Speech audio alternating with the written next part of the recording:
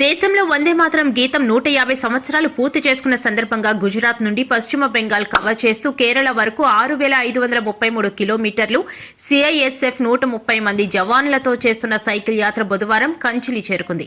వీరిని స్వాగతిస్తూ Kanchili railway station వద్ద గ్రామస్తులు వీరికి స్వాగతం పలికారు. విద్యార్థులు, ఆర్మీ విశ్రాంత ఉద్యోగులు, వివిధ రాజకీయ పార్టీ నాయకులు గ్రామస్తులతో కలిసి భారీ ర్యాలీ చేశారు.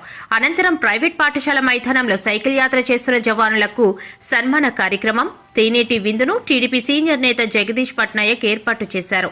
ఈ సందర్భంగా DIG south zone MG Raghavendra Kumar మాట్లాడుతూ, ఈ ర్యాలీ ప్రధాన లక్ష్యం తీర ప్రాంత భద్రతతో పాటు దేశంలో ఉన్న యువకులు శారీరకంగా, మానసికంగా దృఢంగా ఉండాలనే ఉద్దేశంతో చేపట్టినట్లు తెలిపారు. అలాగే యువత మాదక ద్రవ్యాలకు దూరంగా ఉండేలా, అలాగే మానవ అక్రమ రవాణాపై అవగాహన కల్పించేందుకు తమ జవానులు ఈ సైకిల్ యాత్ర కార్యక్రమాన్ని చేపడుతున్నట్లు తెలియజేశారు.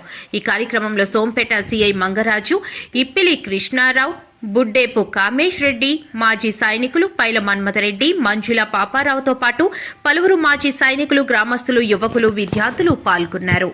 ఈ కోస్టం తటం అనేది ఒక రాష్ట్రానికి సంరక్షణ గురించి కానీ, నేషనల్ ఇంటిగ్రిటీ గురించి కానీ చాలా ఇంపార్టెంట్ అండి. దాంట్లో ఫిషర్మెన్ కమ్యూనిటీ కానీ, యువత చాలా ఇంపార్టెంట్.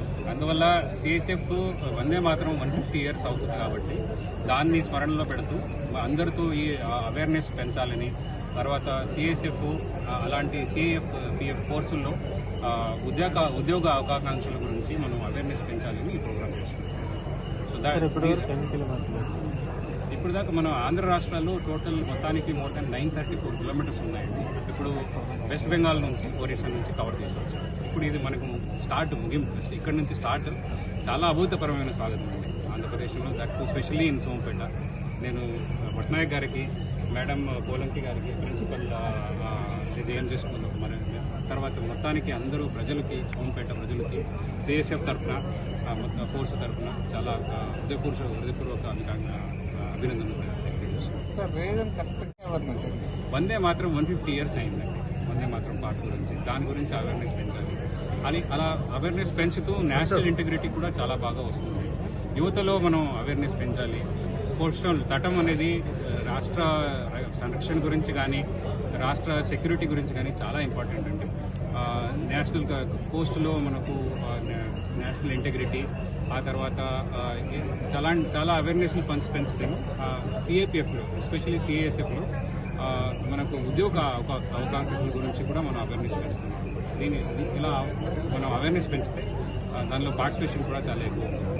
మొత్తానికి వందే మాత్రం యువతలు ఫిట్నెస్ మోస్ట్ ఇంపార్టెంట్. ఎందుకంటే ఇంత దూరం సైక్లోథాన్ చేస్తున్నామంటే ఫిట్నెస్ గురించి కూడా. ఎప్పుడు స్టార్ట్ అయింది, ఎప్పుడు ఎండ్ అవుతుంది? స్టార్ట్ అయింది జనవరి 28th, 28th జనవరిన, 22nd ఫిబ్రవరి కొచ్చిలో ఇది కంప్లీట్. కేరళలో ముగింపు. మొత్తం ఇప్పుడు సైకిల్